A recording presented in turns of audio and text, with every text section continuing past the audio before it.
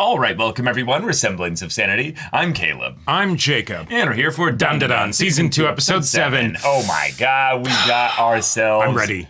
Yes. The Maid Cafe. Maid Cafe. When you get that job and you're like, yeah, no, it's fine. Nobody needs to know about this. It's just part-time. I'm just going to do this to get some side cash. The squad comes in clutch. Mm-hmm. Despite everything that you would want to have happen, they do the exact opposite because they're your besties, goddammit, and you can't trust them with anything short of your life, so they bring your boyfriend straight there. They drag him.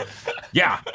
And now he gets to see you. You guys are perfect together. Like, come on. Like, let's get this going. Get ready to call him master. Oh my gosh. Yep. Oh my gosh. I'm not ready. But meanwhile, Gigi's still dealing with all this. Mm-hmm. He's still dealing with all this. Because we did not go through with the Hayashi performance, ritual and everything Although like that. Although the performance was fantastic. Was incredible. It was incredible. And yes, we have seen the dub version of that scene. And it is... splendid. Amazing. It is glorious. Incredible. But yeah. All right, y'all. Without further ado, let's get into this. Oh, God, the music. Oh. He's ascended. He's like, what am I witnessing? Wait, are the Gyaru girls still with him, or have they, like, properly given him the space to... No, they dipped. They're guarding the entrance to make sure he doesn't escape. Right. Yeah.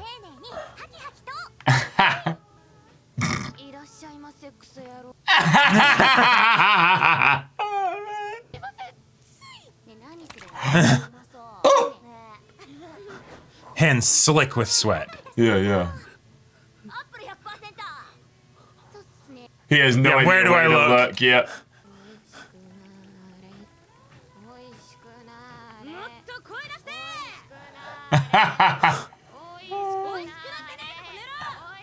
Oh my god. The friend's just encouraging him. Yeah.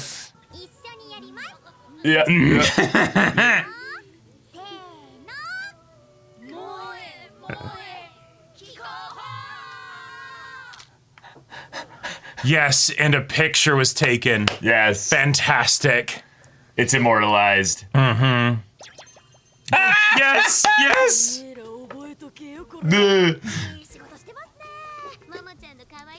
Mm-hmm. It is technically. Yeah. Yeah, we have to,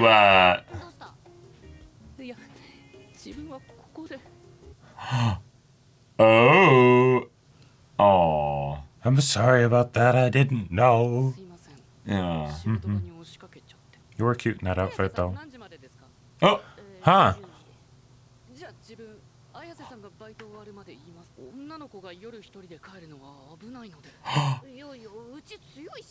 Yeah, you're tough, but... Also, I have superpowers.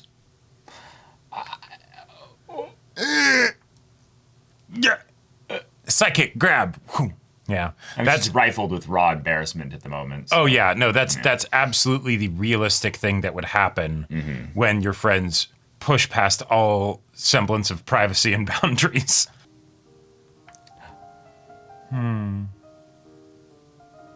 Aww. Nice. She's entering the flow of it a little bit more. And, you told them not to wait. So, like, if you keep looking at the clock, like... Yeah. Yep. Just dead. Yeah, it's your first day. As soon as she leaves. Man, she really sucked. Yeah, well, they all do at the beginning. Yeah. Oh, and just... Oh! What? Or maybe he didn't, he just came back.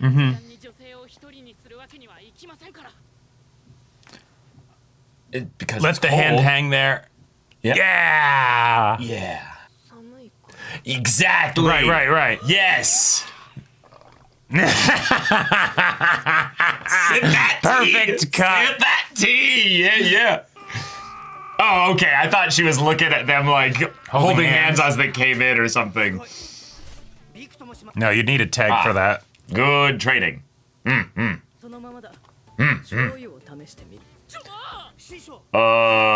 Wait, try some? Oh. Oh, shit. So now we're going to, like, build his Manipulate your resistance. ki so that way you will heat it up before it even touches your skin. Or that he can survive, like transforming based on, like, the amount of water, you know? Soy sauce is, like, water with stuff, and it's also, like, yeah, you could do, like, just a drop and see if that's... Oh, wow, he's doing it! Oh, shit! Okay, maybe he's not doing it. Nope. You can do this, brother! Whoa!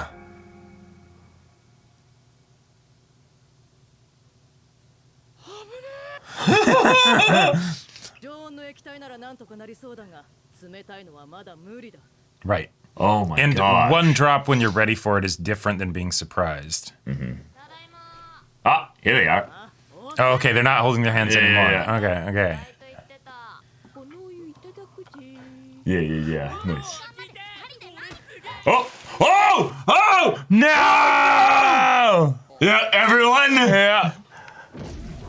No! Oh, shit! He learned! Oh, no. Oh, no, wait! Oh, that's bad. Oh, this is so bad! Evil Eye knew exactly what to do.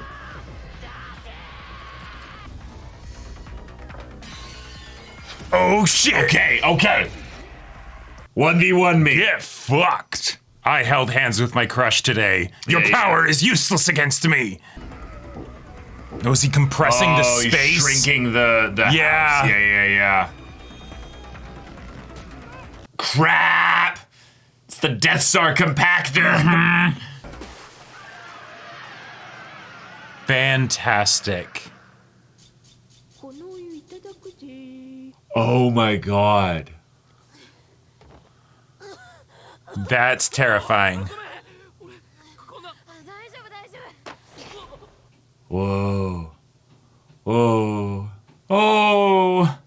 Oh, yeah, Gigi's just like...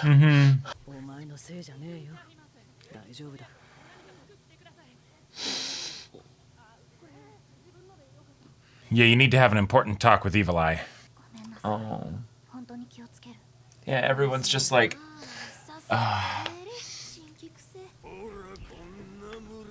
Wait. What? What?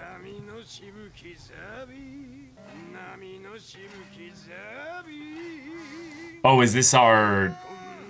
Oh, it's our alien, yeah. Amazing. Nice. This is his form that he, yeah. he uses so he can do this.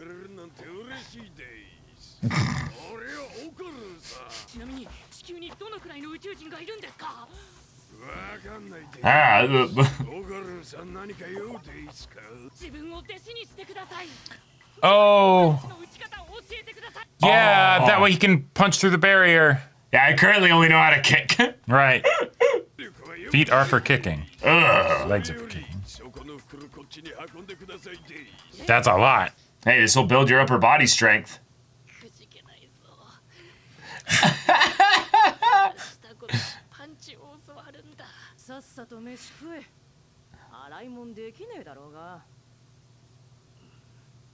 Talk about your feelings, man. Like, this is clearly something that's bugging you, and...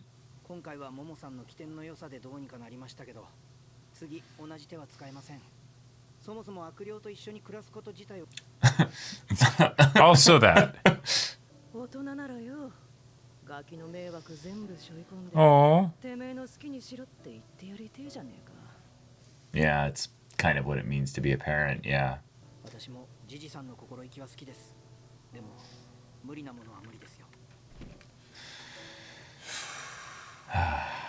The more realistic take on the monster within kind of story. Yeah. You know how that awesome. You know how that manga ends though, right? Like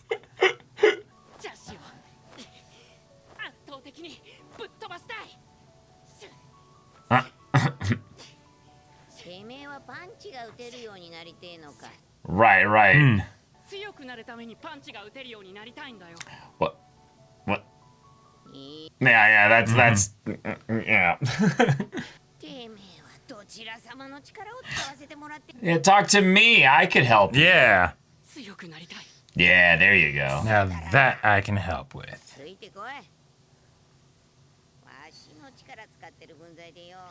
It makes me feel. Yeah. Yeah. Wait, and she's already inside?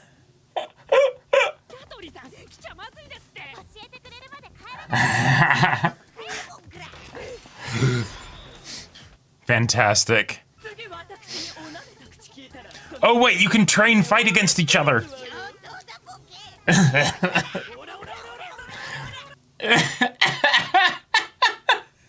I've never seen someone ora With a stuffed stomp. animal, basically, while stepping on them. Gonna learn to play the piano. Was there someone at the piano? I literally saw a shadow over the piano. Am I crazy? Hey, the gods of music.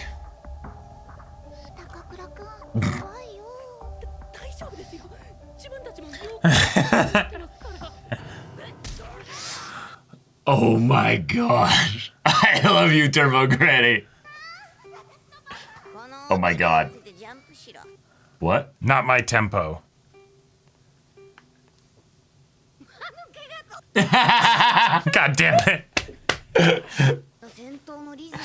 Ooh, okay.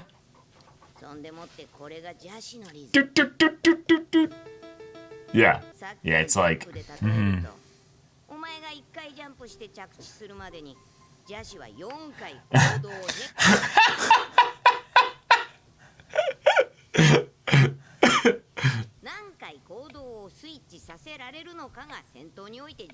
Ooh, fine.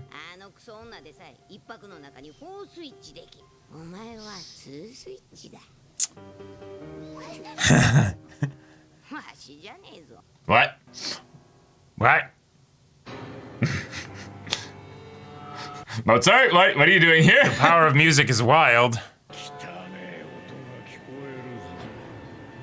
Iskandar? Oh my god, yes. Incredible. All the guys on the yes. Beautiful. All right, fine, yeah. Why not? Training arc.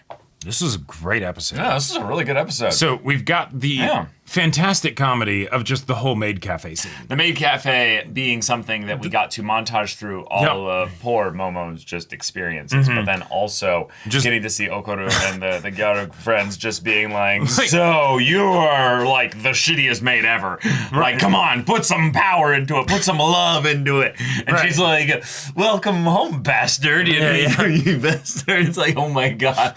Somewhere there is the least popular maid cafe, and at that least popular maid cafe, there is the least popular maid. Yes. Welcome. In comes Momo. Right. Like incredible. The lingering shots as we just zoom out of Okurun just like disassociating. And then just disassociating, but then also like, where am I looking? Where am I looking? I don't know what to do. It kind of drifts back to Momo. I mean, no. And then the friend just like lying there on the table, just watching the drink be poured, and being like, come on. Nah. Like, I have been on the receiving end and the giving end of this kind of setup here, where it's just you're at someone's workplace and you're just teasing them constantly. Oh, man. Because you have that luxury. You can just do that. Now, it's not as loud or also as ridiculous as a maid cafe. Sure. But it's like going to someone's place and they're like, they work concessions at a movie theater or something. And it's like, don't skimp on the popcorn. Like, this one. They are totally skimping on the popcorn. Like, you saw, I should get a manager. And they're just like, stop it, please. Oh my God. Yeah. Like, what kind of snacks do you have here? They're like, we have this. Can I get a burger? We have milk. Yeah, exactly. Yeah. And then you're like, can I get like a slice of pizza? Like, I could really go for one of those. And then you find the thing that they're out of. It's like, that's what I wanted. Do you have anything small smaller than personal pizzas, you know? And you're basically just letting them know, hey, I want to hang out with you. Right. And this is my excuse too. And yes, I came also, here 40 minutes before my movie starts, but you know what? I get joy from watching you suffer. But, right. you know. And I'm in high school, so I have no responsibilities. Right. Yeah. It's I have nothing better to do. So I'll do my homework late tonight. It's fine. Like, so there's no escape, right? Like you can't get away. Yeah. And then the best part is that like the manager will come by and be like, is something, is everything okay? I'm like, oh, no, we're just friends. We're just messing with them. Like, okay, well, don't distract them from what they got to do. And it's like, right. Don't disturb the other customers. And then once they leave, all right, and it just resumes immediately. But yeah, I've been on the receiving end of this as well. And it's so frustrating and annoying. And the thing is, I totally get it, Momo, when at the end you're like, no, I want to be alone. I want to be alone and to just, But then shifts are long. Shifts are long. Your first full shift. And lonely sometimes. As a teenager, it like, after you do a few, you start to get used to it. But like, true. Man, 8 hours of doing something. Is ass. Like, it sucks. Whoa. Especially if you don't actually like what you're doing. It's just, yeah. You learn how to disassociate fast. You absolutely stare at that clock. Yeah, I've worked food service, I've worked retail, I've worked customer service, I've worked phone lines. I've worked basically every, like, generic in a shop kind of job, you know? And when you've got like 5 hours left in your shift and you're already mentally done, that's the worst. Like that. My God. It's brutal. Yeah. Yeah. Like it got to the point I remember where I would try and have my lunch break be as late in my shift as possible and just not tell, my boss so that way they'd hopefully forget about it. Right. Because they legally don't have to give it to you at any point, but you have to have it if the shift goes above 5 hours. Well, what they have to do and what ends up happening, who knows? No. I know that at least in the state of Washington, that if you have someone have a 5 hour shift, you have to give them a half-hour lunch break. And I think it is also paid as well. Correct. Yeah. We had a thing where they didn't give us the 10-minute paid breaks in exchange for the lunch break is usually unpaid, but then the 10-minute breaks are paid, but they instead would be like, we don't want to give you 10-minute paid breaks, so what if we just don't give you those, but we pay you for your lunch break? How about that? And it's like, all right, deal. It's like, that's like kind of we get more money overall, but also you get workers for more time, there you go. And true, yeah, I guess. And when you're 14 and 15, it's supposed to be a 10-minute paid break every 2 hours, which is ridiculous. There's no way you can just what is a 10-minute break? Yeah, exactly. Like it's like, all right, so 40 minutes of paid break. So like distributed up into 4 parts, minutes, and then a 30-minute unpaid break on top of that. Right. That's insane. Right. So like 3 minutes for just the toilet, I guess, and then you're like, maybe you just have to pay. Child labor laws are ruining this country.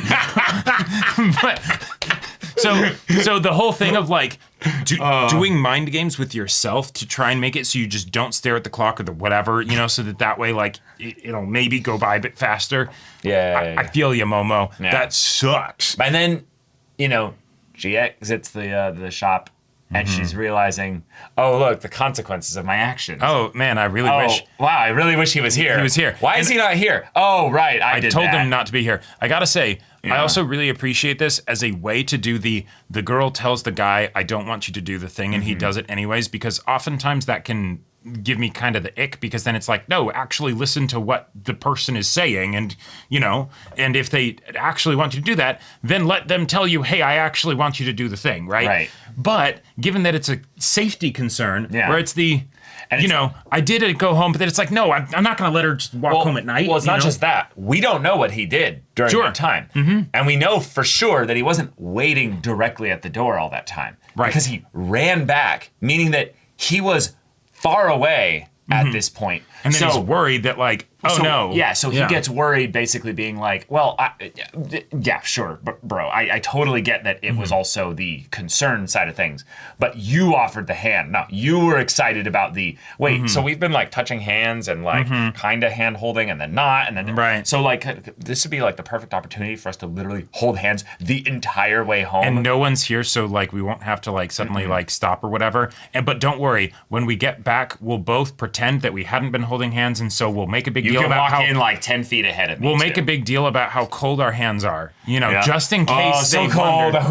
Yeah. Like, which is so funny because you know when you're a sweaty teenager, you actually can't hold hands together for that long because your hands will get all like greasy and grimy and sweaty, and you'll be like, okay, hold on one second. Splorch. Yeah, exactly. Especially if it's like, probably like a 30-minute walk, maybe even more. I mean, granted, if it is that cold, you could be just fine. But yes, that is very much a thing. But also, I gotta say, apart from how much I love that scene and all of that good stuff, it also is a good way to set up the conflict of the second half of the episode, where it's the hey, I love that we're power friendshipping the whole inner demon, thing and all of that stuff.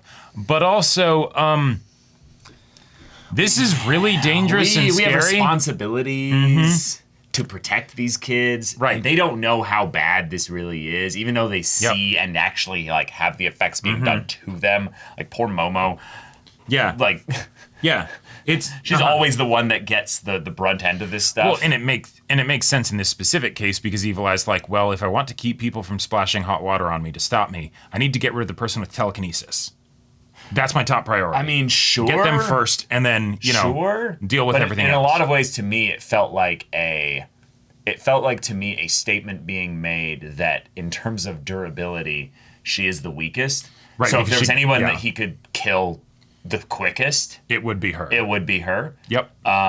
And while yes, the telekinesis, you're right, is a problem. I feel like in a lot of ways, any one of the other, like Aira or Okurun, put into a box, it's not a guaranteed win. Well, right, like Okurun actually beat Evil Eye when put into a box. Yeah. Right. So yeah, and I don't know what Granny's made of, but it's clearly some sterner stuff given that she looks like this at her age. So she's got seals just hanging out like up her ass at any point, She actually doesn't poop or pee. Like she's got she's got seals on her underwear. No, you put seals up the ass of Gigi, and then that's how you make it so that Evil Eye is always taken care of. No, that's wrong. I love the idea though that the house being basically the domain expansion for this spirit being something that works so totally. Like anything that they try to apply against it, everyone's just outclassed. I think at times it's fun to have within your magic power system or what have you, things that completely override all other existing stuff, not by the nature of them having some gimmick that makes it work, but just it being a raw amount of power in the difference there. Right. Because then creativity becomes the way that you beat this. And the idea that Momo was literally about to drink the hot water because she was cold. So she was like, quick, I'm tea immediately. Right. And in that moment had the presence of mind while being choked to be like, but I need to spray it. I can't just like panic. Yeah, and I only have one shot, so also he's kind of far away. Yeah. Okay, she telekinetically blocks him. He brings them both closer. Okay, fantastic. All right, you're in attack range. Yeah, I would have panic swallowed. Like, oh, sure. If thankfully, he was choking her. No. I mean, he wasn't choking her like immediatly. Though. Oh yeah. That's after he got close. Like I'm talking like the immediate transformation. I'd be like, I would have panic swallowed or sprayed everything out. And this, you're gonna be like, okay, Jacob, that's gross. But I am curious about these sorts of things. If Gigi peed, would that retransform him back? Because on himself? No, not even on himself, but like the act of peeing, the piss leaving the shaft, right? Like so every guy knows basically that because it's hot liquid. No. The pee is pretty warm. So it would not transform it. It would not transform him. Pee is like really warm coming out of your dick. So, no. Sorry, not transform him into Evil Eye, but take him out of Evil Eye. Oh. If he could manage, Evil Eye is keeping control of everything, but if he manages to just squeeze the bladder a little bit. No. So let me keep talking. You piss. It's warm. Yeah. Not transform you. It would not also untransform you. Here's why. Okay. Because the pee is actually just exiting like directly. But every guy knows what do you do when you're about to be done peeing? Yeah, shake. You shake to get those last couple lingering drops. Ah. If you didn't shake, there you go. you would have basically the water of the piss basically like touching your dick. On top of the fact, like on your underwear a little bit. On top of the fact that Evil Eye wears Speedo. So, there would be something to catch it, right? Sure. And if not, then it just runs down your leg. Yeah, we actually have to make sure that Gigi stays properly hydrated because in a lot of ways, warm to hot water is not easy to drink a lot of quickly. Most people, when they're drinking water, it is room temperature or colder, and that makes it easier for your body to just so we just give him lots of tea. But he can't drink it quickly. So that means in a lot of ways, he has to stay constantly hydrating because it's not convenient. Right, you don't just guzzle, your 28-ounce bottle. Right, but that creates water. a problem, as you can see, that the longer it stays there, that's why he's got such good muscle definition. Because he's constantly dehydrated. No, then he would be veiny if he's no. He's got actual fat on him. I think it's just that Gigi is in that high school athlete's body age where everything just works efficiently. Oh yeah, you could be eating Twinkies and donuts, and he is probably eating Twinkies and donuts, and it gets put to the right place somehow. Yes. I'm just waiting though for the point where Gigi transforms and Ira has like the big dinner plates eyes that she's had a bunch of this episode, and then just. Like, I want those two to end up falling for each other because it'd be such a hilarious disaster. Personalities there's some rich potential there. Exactly. The issue is that Okurun basically saved Ira and also like Ira has fully imprinted on Okurun. Was there for her at a very vulnerable moment. Yes. So in a lot of ways, I feel like in a weird way, this is a part of Ira that I would love to see explored a little bit, where she feels probably a lot of shame with regards to the way things went down in that arc. Yep. And the way she can compensate for it is by making Okurun someone that would eventually fall for her, because then he's not necessarily someone that would ever see her in a negative light. And I do find that fascinating from a character perspective, because she is not a people pleaser in the stereotypical sense. Right. She is actively doing this just to Okurun. Oh yeah, no, the about faces from, calling the pukey, yes, hairball or whatever, that she's calling Obachan, right? Turbo Granny, and then, switching on a dime. Yeah. That would make even Vin Diesel, blush at the sharp turn, and being all, oh, kawaii, like... Right, it's like, we see you, Ira. It's okay. You don't need to, you don't need to be so extreme in your, about faces, It's okay. It's okay. We're still your friends. Right. It's all right. But yeah, the adult conversation, I feel like, was really, really important. Yes. Because the idea that, basically, Psycho understands that this is dangerous. Yep. But she's like, hey, this is something, though, that I would like them to not have to worry about this. Right. And I want to encourage that idealism that says we're going to be by our friend's side no matter what. Yeah. But multiple times now, y'all have almost died. And I am not being a responsible adult if I let that continue. Right. So the idea that Okurun feels so uncomfortable about this but can't actually bring it up because he feels it's his personal responsibility to do things can actually be a really long-term negative thing if you end up basically thinking that you're alone in handling this. Right. And also, that is something where you might want to be then a little bit more communicative about this to everybody, Psycho. Also, gotta say, this goes up there for some of my favorite examples of, main good boy protagonist being like, I want to get stronger. Oftentimes that falls on deaf ears for me. God, but I hate that phrase sometimes in like a Persona game. Right. It's so many different things. But man, it worked here. I totally get it. Yeah. And more importantly, well, not more importantly, but also, the extra credit bonus cherry on top that we get here. Mm-hmm. Now him and Ira will have to sneak off in the middle of the night to exert themselves physically together. Mm-hmm. And it's entirely going to be for the sake of Momo. Yeah. It's going to be training and all of that stuff. Right. And they'll have Turbo Granny as chaperone. Right. But it will definitely cause hijinks and shenaniganery. Yes. I love that. Mm-hmm. Yes, I've been missing Ira a little bit, and now getting her some time to be. Yeah, some worst girl in this show. Let's go. Yeah. I don't think she's that bad. I don't. Oh no, but she is definitely the worst girl. I think that's just saying because she's not Momo, or Psycho. No, she is like Turbo Granny is technically worst girl. If we're gonna be, I don't know about that. Yeah, I think so. Ira is pretty disaster dumpster fire. Well, yes, absolutely, but. So is Turbo Granny. Like Turbo Granny is old. Oh, so not Goral. Like just the worst, then. See, when people are old and terrible, that's just sort of like what you expect.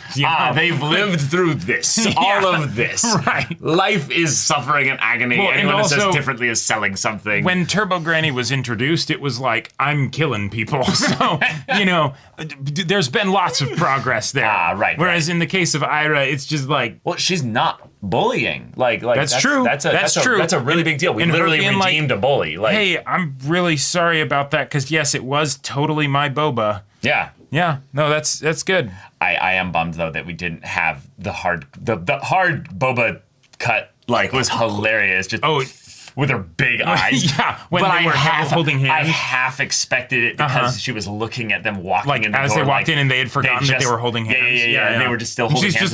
And she's just like... That would have been amazing. That would have been fantastic. But I do love the implication that we got in the show of just... That's also just kind of her normal now, like when she's not trying to be cutesy and stuff, but also she's just a dork. But also this is my life now. Right. What the fuck? I'm watching this guy. Yeah. I mean, he's attractive, sure, but I have no interest in him whatsoever. Right. Just sit there, and for some reason, he's not capable of being moved by this martial arts master who's there pushing him. Yep. Cool. And then they're gonna drop some water. Neat. Should I move out of the way because the thing's about to erupt it? Yeah. I might die. But you know what? Whatever. I'm just vibing. I got boba. I'm happy. Hey, I'm just waiting for a cute boy to take me out. Whether that's Okurun taking me out on a date or Gigi taking me out of this world. My skull, Yeah, taking me out of the land of the living. Either way. Either way, you know what? I'm fine. Yeah.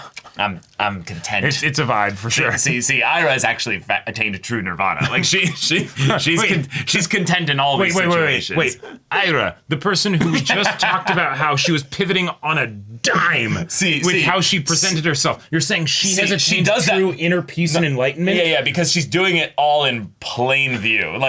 There's no actual attempts at subtlety.